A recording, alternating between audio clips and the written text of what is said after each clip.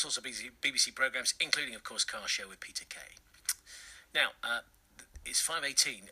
Just a quick warning, a serious warning here, that the next few minutes of the show does contain probably stuff that's not perhaps suitable for younger ears, because we're going to talk about that story, Rhea Cat and Bracknell, because a Bracknell woman's had a cat killed in a truly shocking way last week.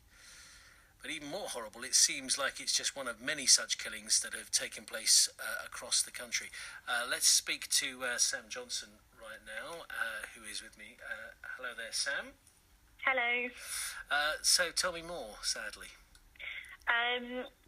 Well, obviously last week my cat went missing on Wednesday. It's very unusual for Pepper to disappear.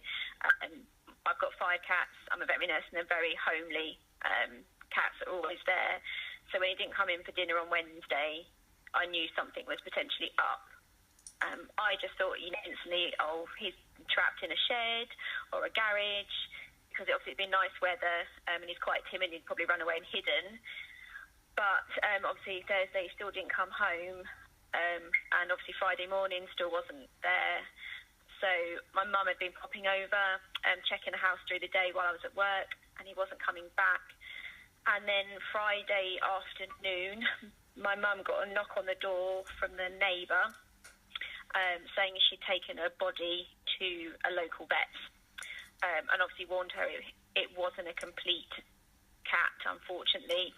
And obviously my mum had to go and identify him for me, because she wanted to check, obviously, because of the sensitivity before, I was told it was my cat and it potentially wasn't. Unfortunately, it did turn out to be Pepper. So then my mum informed me. And obviously it wasn't a pretty sight at all. This, obviously, person had cut off his head and his leg. And that wasn't obviously with him at all, where he'd been dumped next to a lamppost. It was just his body. So obviously I still haven't got his head or his leg back. Whether this person is keeping them as trophies, I don't know. But, I haven't got my whole cat back either.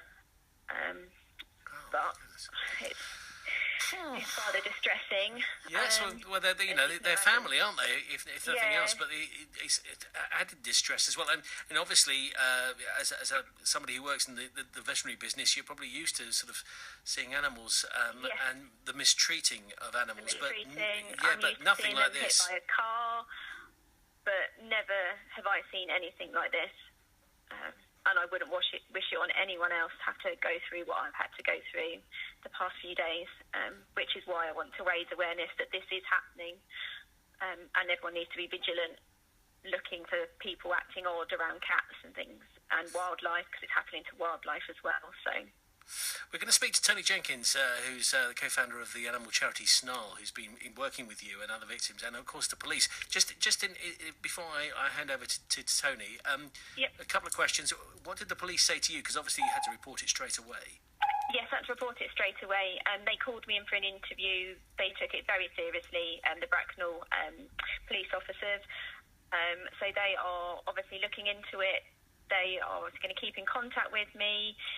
They've said, obviously, if they see anyone acting suspicious, you can dial 101, but if they're acting rather suspicious, they would rather you dial 999, because of, this person could potentially have something rather lethal on them. So they are taking it very seriously, and they're going to try and step up, like patrols around Bracknell and things as well. And the other cats aren't allowed out at all? No, they were obviously going out during the day to let them go to the toilet in daylight and stuff, but now, no, my cats are now completely kept in. I've spent a lot of money over the past few days buying them more toys, scratching things, trying to keep them entertained. But, I can't risk going through what I've just gone again. I'm sorry to hear that. Well, Sam, hopefully we'll find who's responsible, and they will spend as much time as they possibly can behind bars. But in the meantime, Sam, thank you very much indeed.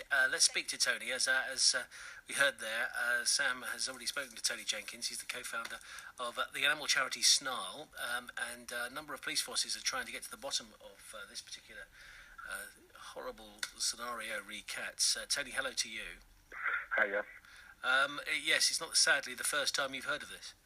No, unfortunately, no. We've been following this person, or persons, for quite some time now, and having to, encounter many a gory scene where we've had to collect cats that have been mutilated in very similar ways.